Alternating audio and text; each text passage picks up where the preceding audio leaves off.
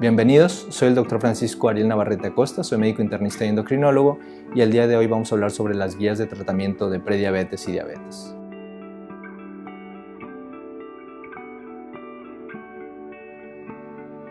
En el caso de los algoritmos de tratamiento de la Sociedad Mexicana de Nutrición y Endocrinología, lo que ellos nos recomiendan, ellos lo dividen. Por ejemplo, nos ponen a los pacientes con diabetes tipo 2 que no tienen obesidad, que no tienen falla renal, que no tienen complicaciones cardiovasculares y nos dicen que si la hemoglobina glucosilada está en menos de 8, la utilización de metformina y titularla hasta la mayor dosis tolerada, con un máximo de 2.550 miligramos al día.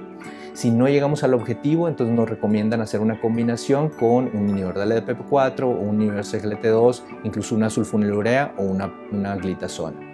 En el caso de que el paciente tenga una hemoglobina glucosilada entre 8 y 10, nos dicen que de entrada hay que utilizar metformina, la dosis máxima tolerada, y un inhibidor de la ADPP4 o un inhibidor de SGLT2 o un análogo de GLP-1 o sulfonilureas.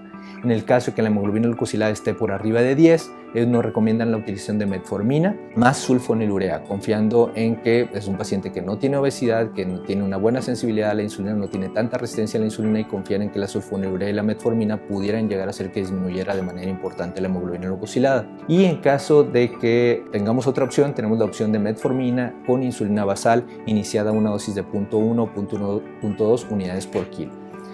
Si no llegamos al objetivo, entonces ellos nos recomiendan, podemos utilizar metformina más sulfonilurea más una insulina basal, o pudiéramos utilizar, si estamos con metformina y insulina basal, ya usar un esquema basal-bolo.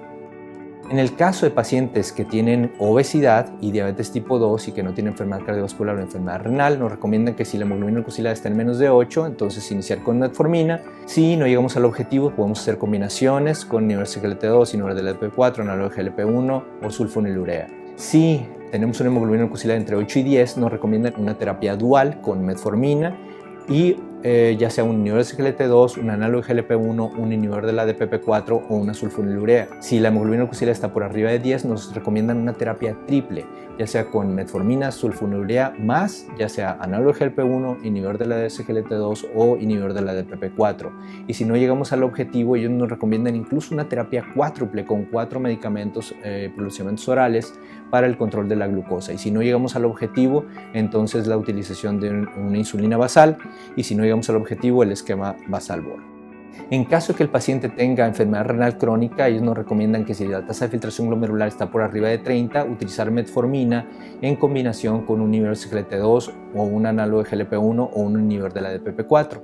Si la tasa de filtración glomerular está entre 15 y 29, nos recomiendan una insulina basal o una dosis de 0.1 o 0.15 unidades por kilo, o con la combinación con un análogo de GLP-1 o un inhibidor de la ADPP4. En caso de que la tasa de filtración glomerular esté en menos de 15, nos recomiendan irnos directamente a la utilización de una insulina basal en una dosis baja de 0.1 unidades por kilo.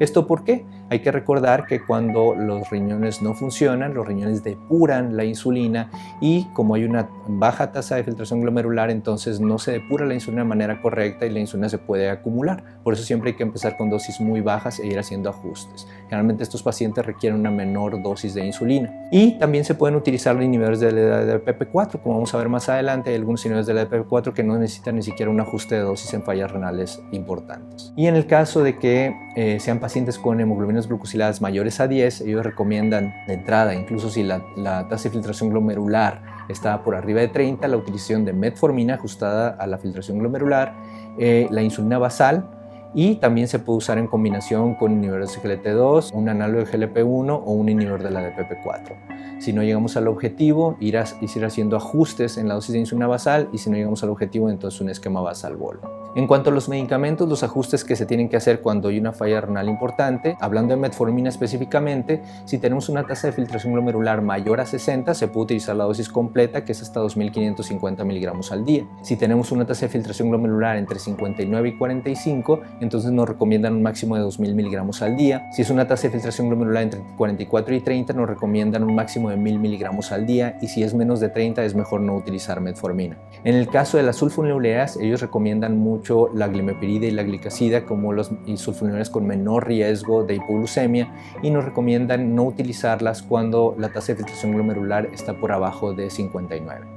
En el caso de los inhibidores de la DPP-4, tanto gemigliptina como linagliptina no necesitan ajuste en la dosis, incluso en fallas renales importantes.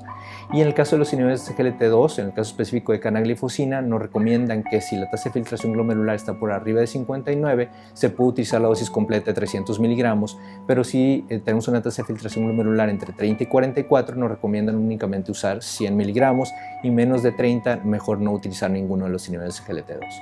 En el caso de dapaglifosina se puede usar la dosis de 10 miligramos hasta una tasa de filtración glomerular mayor a 30, y en el caso de empaglifosina también la dosis de 25 miligramos con una tasa de filtración glomerular mayor a 30.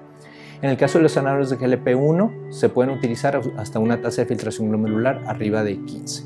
En el caso de pacientes con insuficiencia cardíaca o antecedentes de infarto coronario, ellos recomiendan la utilización de metformina si la hemoglobina glucosilada está en menos de 8, metformina con un inhibidor de SGLT2 o la combinación con un análogo de GLP-1.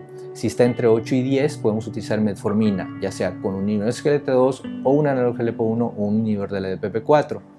Si no llegamos al objetivo, entonces ellos recomiendan ya la utilización de insulina basal, y si no llegamos al objetivo, un esquema basal plus o basal bol. Si la hemoglobina glucosilada está en más de 10, recomiendan una terapia triple con metformina, insulina basal y un inhibidor de SGLT2.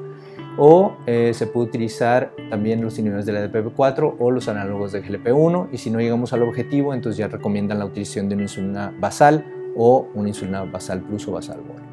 En el caso de pacientes que tienen muy alto riesgo cardiovascular, es decir, que tengan enfermedad aterosclerosa, que tengan enfermedad cerebrovascular, entonces recomiendan un objetivo de colesterol LDL menor a 55, un colesterol no HDL menor a 80, niveles de ApoB menores a 70 y triglicéridos menores a 150.